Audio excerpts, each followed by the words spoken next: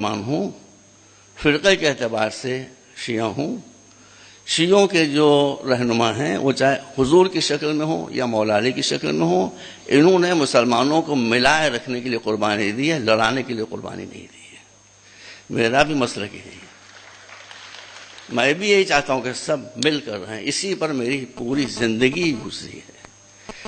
اب میں یہاں جو ہمارے مرجع تقلید جن کی میں تقریر کرتا ہوں، آیت اللہ سیستانی، آپ نے نام ضرور سنا ہوگا، بہت بڑی شخصیت ہے. ان کو جب معلوم ہوا کہ میں آیا ہوں تو انہوں نے اپنا گھر بالکل معمولی، میرا گھر بھی ان سے بہتر ہے، اپنے یہاں بلایا اور سب کو ہٹا دیا. میں سمجھ گیا کوئی خاص میسج ہے. میں نے کہا سرکار فرمائیے، بس میری تقریر ختم ہو رہی ہے. ان کا تم جا کر ہندوستان کے مسلمانوں کو اور خاص طور پر شیعوں کو میرا سندیش دے دو، میرا پیغام دے دو. شیعوں کو خاص طور پر پیغام دے دو اور عام مسلمانوں کو دے دو کہ وہ آپس میں لڑیں نہیں. ایسی باتیں نہ کریں کہ جس سے ایک دوسرے کی دل آزاری ہو. سب آ گیا اسی کے اندر. تو میں نے کہا حضور بھائی سن لیجیے گا میرے بھائیوں، دیکھیں ہم بھی اس لیے آپ کو بھائی کہہ رہے ہیں، بھائی سے بڑھ کر کوئی لفظ نہیں ہوتا. تو میں نے کہا حضور میں سنیوں کو کیا کہوں، میں ان کو اپنا بھائی کہوں؟ اور ان کا ہرگز نیور سنیوں کو اپنا بھائی نہ کہو، سنیوں کو اپنا بھائی نہ کہو، سنیوں کو اپنا بھائی. تو میں نے کہا پھر کیا کہوں؟ کہا بھائی نہ کہو، اپنی جان کہو. بھائی نہ کہو، اپنی آتما کہو. بھائی نہ کہو، اپنی روح کہو. یہی دیکھیے ان کے الفاظ ہیں کہ ان کے کاموں کو اپنے کاموں پر ترجیح دو، ان کی مشکلوں کو پہلے حل کرو، پھر اپنی مشکلوں کی طرف توجہ. میں نے کہا دوسرا میسج، زمین صاحب چلے گئے، انٹر کنیکٹڈ دونوں چیزیں. دیکھیے عالم کبھی لڑے گا نہیں، جاہل کبھی لڑائی سے بچے گا نہیں.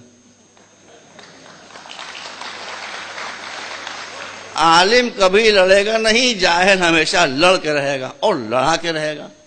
بس میں آخری بات کہہ رہا ہوں، آپ سب مسلمان ہیں، آدھے مسلمان تو سوامی جی بھی ہو گئے. اور جس کو اتنا قرآن یاد ہو آدھا مسلمان نہیں ہے، وہ اتنا قرآن تو مسلمانوں کو بھی یاد نہیں. تو میں عرض کر رہا تھا آپ کے سامنے، اسلام چاہتا ہے کہ سب مل کر رہیں، مگر میں نے عرض کیا کہ جاہل بغیر لڑے نہیں رہ سکتا ہے. اس لیے ایک عالم دین کا، بھائی شاہ صاحب اللہ کو سلامت رکھے، ایک عالم دین کا، آپ سوچ سکتے ہیں کہ ایک عالم دین جو پگڑی باندھے ہوئے بڑی سی ڈاڑھی رکھے وہ یہ بات کہے گا؟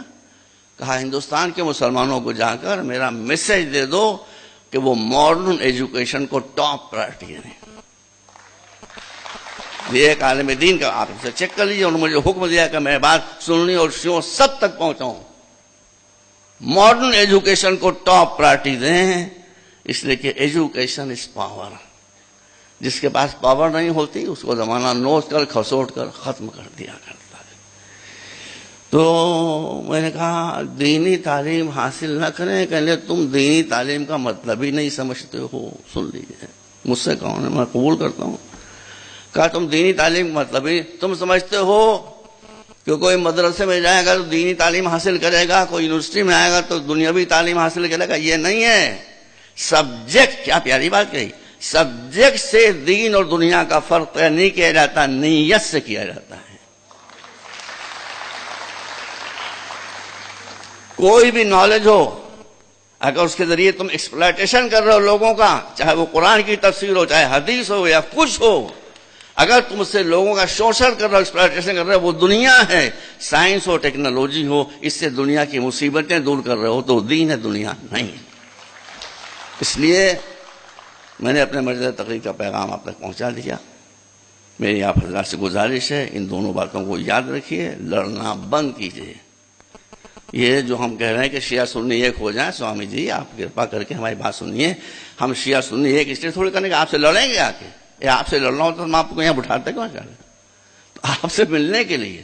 لیکن طاقتور بھی جب طاقتور ہوتا ہے کسی سے ملتا ہے تو دوسرا بھی اس کو گلے سے لگاتا ہے. اس لیے فرسٹ پرائرٹی یہ ہے کہ آپ سارے مسلمانوں میں ایکتا پیدا کریں، کسی کے اگینسٹ نہیں، بلکہ فرسٹ اسٹیپ ٹوارڈز ہندو مسلم یونیورسٹی، انٹرفیتھ. اور دوسری بات یہ ہے کہ آپ سب کو آج کے زمانے میں اگر عزت حاصل کرنا ہے، سمان پراپت کرنا ہے، تو ماڈرن ایجوکیشن کو ٹاپ پرائرٹی دینا ہوگی. دیر از نو وے آؤٹ. یہ بات آپ اچھی طرح سے اپنے ذہن نشین کر لیں. والسلام علیکم ورحمۃ اللہ وبرکاتہ.